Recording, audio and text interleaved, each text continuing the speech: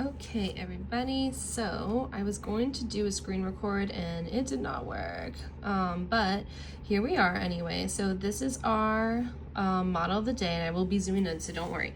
But I wanted to show you a little bit of anatomy before we get started, just so that hopefully it doesn't confuse you. It actually helps you paint a better picture of what's going on and why we're doing the things that we're doing. But if it doesn't, I'm so sorry, but just kidding. All right, so this is our little model. I'm gonna take some layers off here just so that we can recap what we learned about last week. And so here we are, we have our rib cage, right? We have the muscles that live in between our ribs. We have our spinal stabilizers. We have, more importantly, what we'll be focusing a lot on today is our diaphragm. And what we talked about last time and what we worked on was realizing that, or hopefully we learned this, sorry if we didn't, is that when our spine is stiff, particularly in this area, what happens is not only are sometimes the muscles tight and painful, it keeps your spine in a really stagnant position. What happens in turn is that the rib cage does not move properly because of the stiffness of the muscles that attach to the spine and the ribs. And also, it's just kind of relaying that message of like, oh, we can't move because we're stuck and stiff. It's sometimes painful, sometimes not.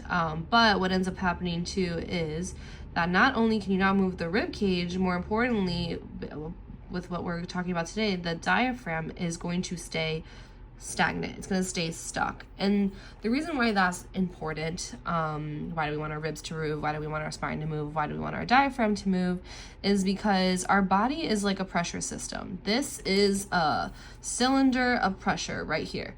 And so if the pressure is not flowing through the body, and let's say we are either drawing belly button in and creating a lot of pressure with movement, you're just thinking about trapped, I always just visualize like trapped air and hardness through the center, right? And then what ends up happening is that the pelvic floor, which is down here, right?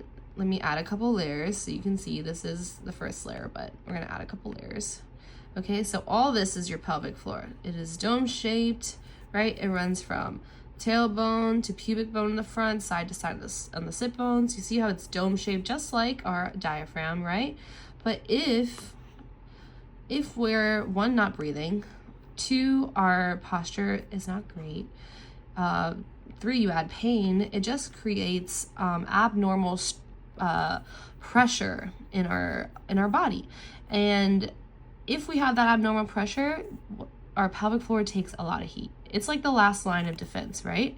So what we want to do is restore our breath. We want to relax muscles that are really tight and tense. We want to improve our thoracic mobility if the joints are really stiff too, because when we do things like that, it regulates our nervous system, one, but two, it regulates our muscle patterns, or normalizes our muscle patterns, so that our ribs can move, diaphragm can move down, pelvic floor can lengthen, and then when we exhale, everything kind of comes back up and in nice and easy, without us thinking like, oh, I have to hold in my pelvic floor and I have to let it go. I have to hold in my pelvic floor and let it go. There's lots of muscles that work in our body that we don't think about, and pelvic floor should be one of them.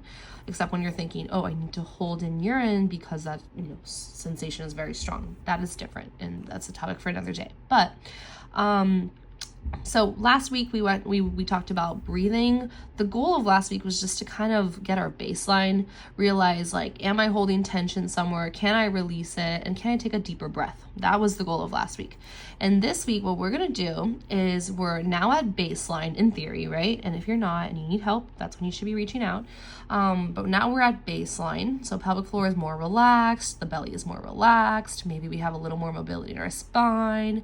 Maybe we felt, when we inhale, we felt pelvic floor lengthen a little bit. When we exhaled, we felt pelvic floor kind of passively rise up and in, and maybe that was exciting.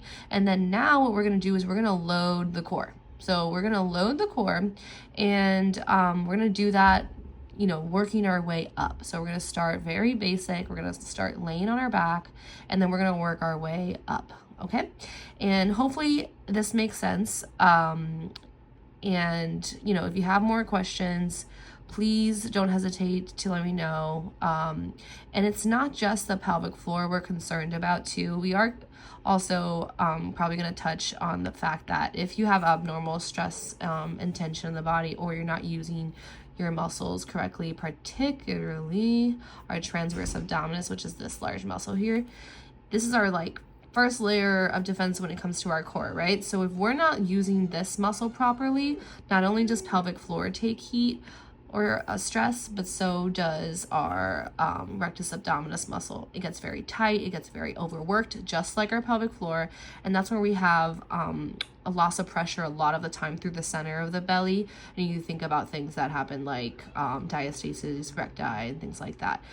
So basically we're gonna try to lengthen and relax our muscles properly, and then we're gonna try to activate our muscles properly, load them properly, and hopefully feel good with some movement and some breath today. Okay, hope that helps.